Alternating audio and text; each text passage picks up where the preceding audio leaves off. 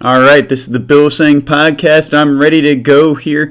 First thing I want to talk about here, right out the gates, I want to talk about the topic of illegal immigration, particularly in relation to what governors Greg Abbot and Ron Desantis have recently done. And I think it is remarkable in how they have exposed the left for what it is that they truly want to do. Now, mind you, the mainstream media is towing the line for people like Kamala Harris and other Democrat governors and politicians to make it look like they're victims, that they're victims of what these just cruel and insensitive governors in these Republican states are doing to them. And what are these Republican governors doing, like Ron DeSantis and Greg Abbott? Well, they are taking the illegal immigrants inside of their states and they are shipping them off to places like Washington, D.C., Chicago, and most recently,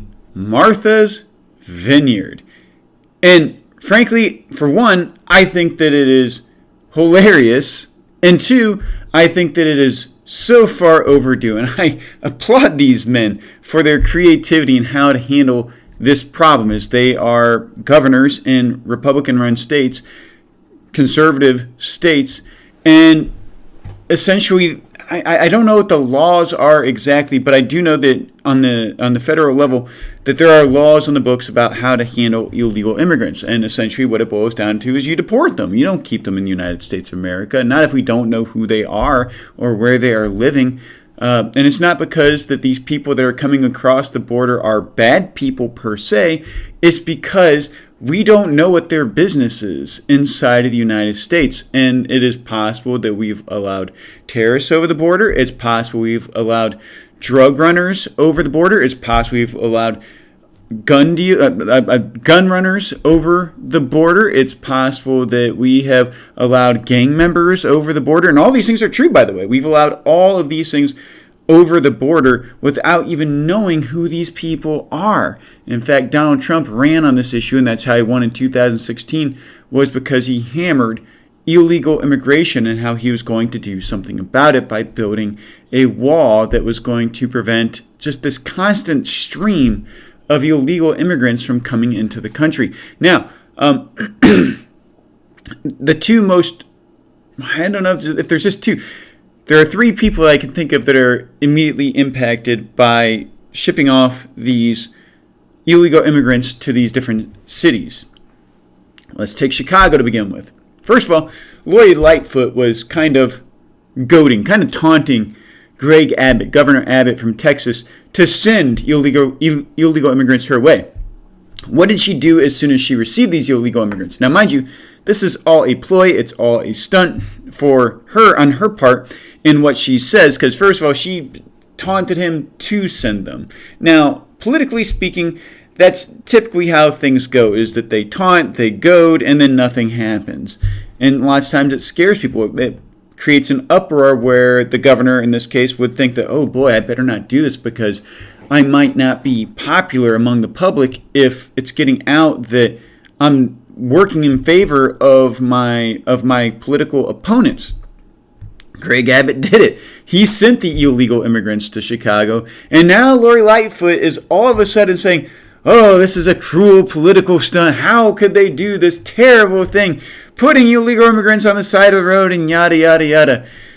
Well, Mayor Lightfoot, what would you prefer? Should they send them back to Mexico? Or Chicago, where you are the mayor, a far superior place to be sending these illegal immigrants? Or what about Washington, D.C.? You know who's affected in Washington, D.C.? Kamala Harris. Kamala 3-count Harris is affected by the illegal immigrants being sent to Washington, D.C.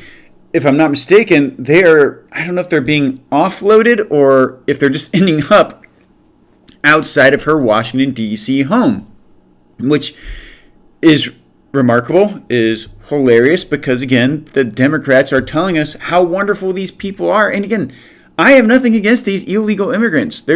I'm not saying that they're good people, bad people. They're like us. There's some that are good and there's some that are bad. But what we can agree on with all of them is that they are here illegally. And so Kamala 3-count Harris, shouldn't have any problem whatsoever receiving this gift of love, as Governor Jeb Bush once said. This gift of love on her own property. She should be honored and dignified with the reality that someone would be willing to include her in being able to care for and to love these people the way that we're always told on our side of the aisle that we ought to. And then finally, there's Martha's Vineyard, which is the home of who? You know what? And I'm going to do something I normally don't do. Normally, I would just say Barack Obama. I'm going to add something to that, and it's not a nickname. I'm going to call him President Obama, okay? Because I can at least acknowledge that President Obama was duly elected, was legitimate as a president of the United States. There were no shenanigans. Well, there were shenanigans behind his election, don't get me wrong. But again, it's like Tom Brady throwing flat footballs. That he's going to win the game anyway, no matter how badly he quote-unquote cheats. And Barack Obama, I feel the same way in that regard, that he was going to clobber John McCain and Mitt Romney no matter what sort of shenanigans were going on in the background. So President Obama lives in Martha's Vineyard. It's a place with a bunch of wealthy liberals that should be wanting to embrace these illegal immigrants. And yet, what's the outcry? This is so cruel. What's so cruel about sending them to Martha's Vineyard? It's one of the classiest, fanciest places on the planet. So why on earth would you not want this gift of love at your doorstep? And the answer is simple, because we don't know who these people are. That they are potentially dangerous, and you don't want just people wandering on your streets without having any sort of documentation regarding what their identity is or what their purpose for being there is. Now you might say, well, same thing with anybody in the United States of America. You know, I used to minister to homeless people on the streets of Cleveland, and something I found fascinating, I did not know this until I ministered on the streets of Cleveland as a college student, was that they all had ID of some sort. Whether typically not a driver's license, but they were required to have ID, because we as American citizens, once we are adults, are required to have ID to prove our identity. So if we are stopped on the street, we can provide ID. Or for instance, if you're driving a car and you're pulled over, you have to have your ID or else your license will get suspended. At least that was my experience. I don't know. Don't ask me how I came to that conclusion right there, because it's true. You need to have ID on you at all times. And if we don't know who these people are or what their purpose is in this country, then we have to consider the very real possibility that they are a threat or that they are a danger. And what these governors are trying to prove by doing this, that these are illegal immigrants. Our legal course of action with them is to send them back from where they came. And that's not to be cruel. It is to protect the people here in this country. We've already seen many examples of the threat that illegal immigrants can pose to society. Lots of times they're just allowed to roam around, and then they commit acts of violence where they end up either harming somebody for the rest of their lives or killing someone. And I'm not saying that's the case with all illegal immigrants, but in cases this happens. And we don't need this happening any more than what it does happen inside the United States among our own citizens. So why add to the problem by allowing people to wander into our country, break whatever laws they want to, and then say, well, we can't pull you over. We can't arrest you because you look a certain way, and then they go on to do something horrendous. So keep it up, Governor DeSantis. Keep it up, Governor Abbott. Keep on sending out the illegals to these sanctuary cities to where the liberals are just waiting to embrace them with all their love that they have inside of their hearts. So I want to talk about a few other things real fast, one of which is this thing, I don't know if you've heard of it. It's called soft living or the soft life. It's something I came across in a Fortune article the other day. And what this article was all about was this idea of soft living. And it was tracking this person tracking the life of this person. I can't remember his name right off the top of my head, but if I'm not mistaken, he was in marketing prior to COVID, making $100,000 to $150,000 a year. COVID hit, and so all these businesses closed. He got fired, lost his job, and since then he started wandering across America, just having experiences and just enjoying life, not settling down to start a family, not establishing an actual home, just kind of wandering from place to place based off of whatever he saw best to do. And what Fortune was trying to say was that this is the new trend. This is the new reality for Generation Z and perhaps even younger millennials. And it was telling this guy's story and about how wonderful it was and everything. But something that I have to bring up that I can't just let slide with soft living or the soft life, this man already had $100,000 to $150,000 a year that he was making at a job prior to when COVID-19 hit, prior to the lockdowns in 2020. So this man had money stored up that he could use to be able to live from place to place. And I don't know his whole story exactly, but my point is with that is that I don't think it's as much of a trend as what they're making it out to be. I think that there's a very clear agenda behind that. And that agenda, I think, is actually to shape culture, to tell people that families really aren't that important. Just live your life. Not just families, but your career really isn't that important. Your purpose in life is not that important. Just go place to place, enjoy life, experience life. You know, we are living in a time like none other in human history where we have decided that responsibility is not important, where it is not important for us to live the way that God created us to live. And what do I mean by that?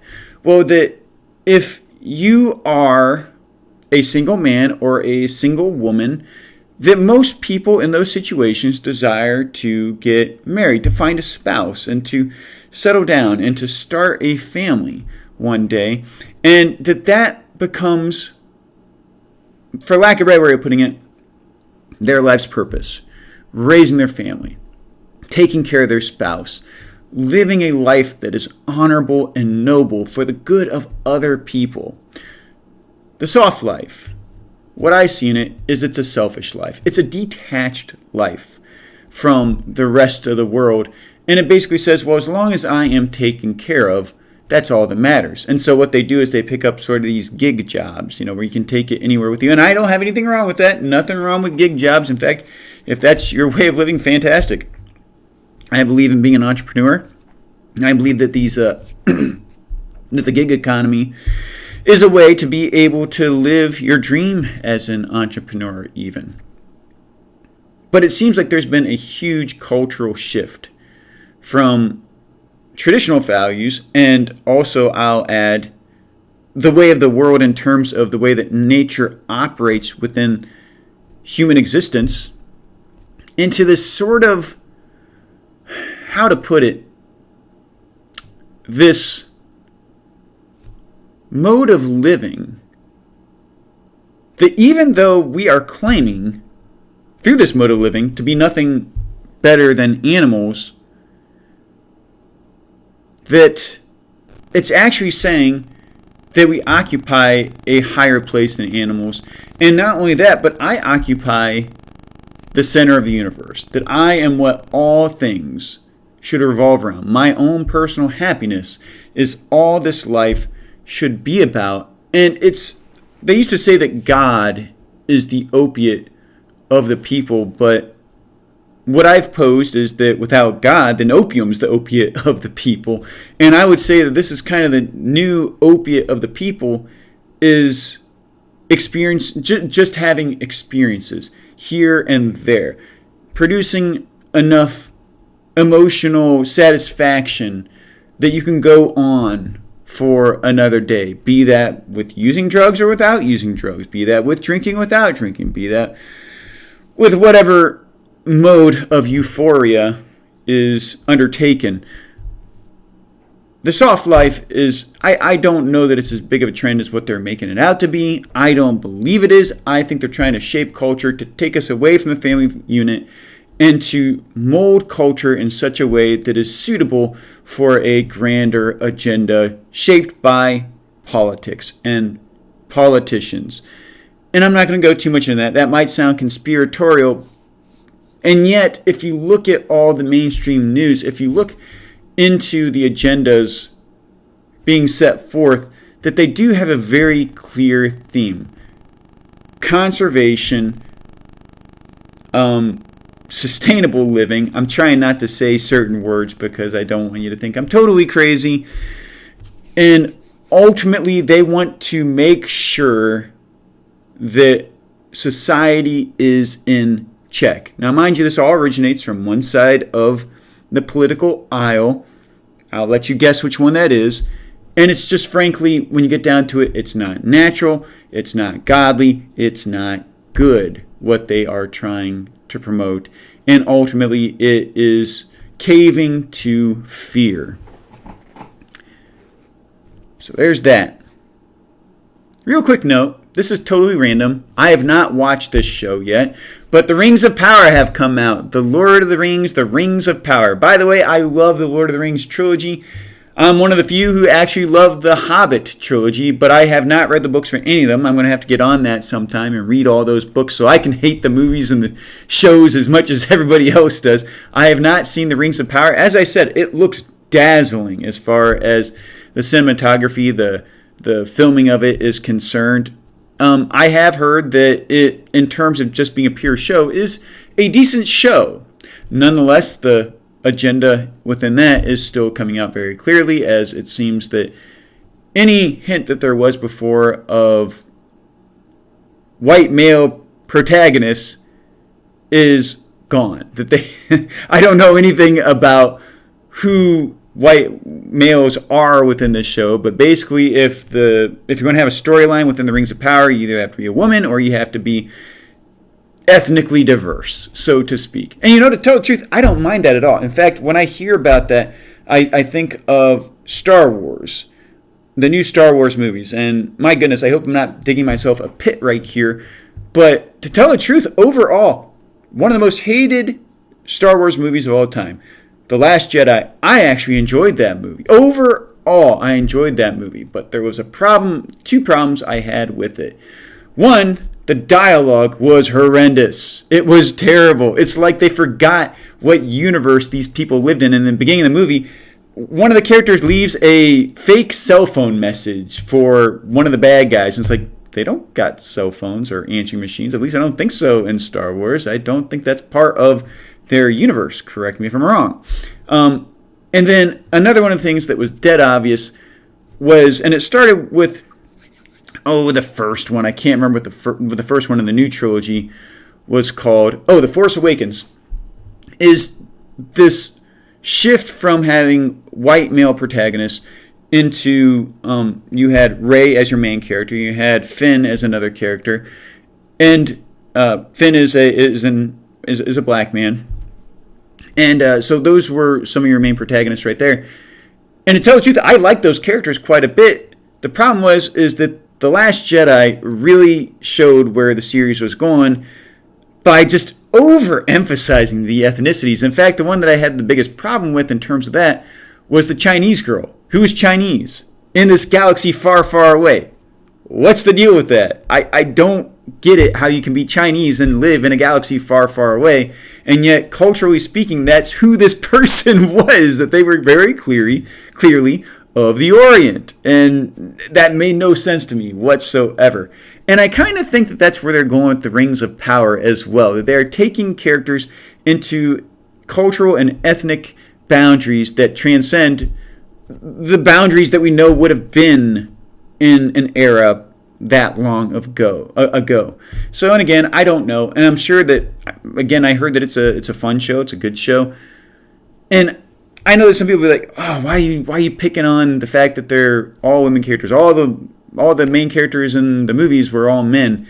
I get it, I really do, I get it, and they're all white. Okay, I'll give you that as well, but don't let it get past you. that there is an agenda behind it. There's always an agenda behind moves like that. In fact, I didn't watch Game of Thrones either, but I saw that they had a variety of storylines that involved different men, women, whatever.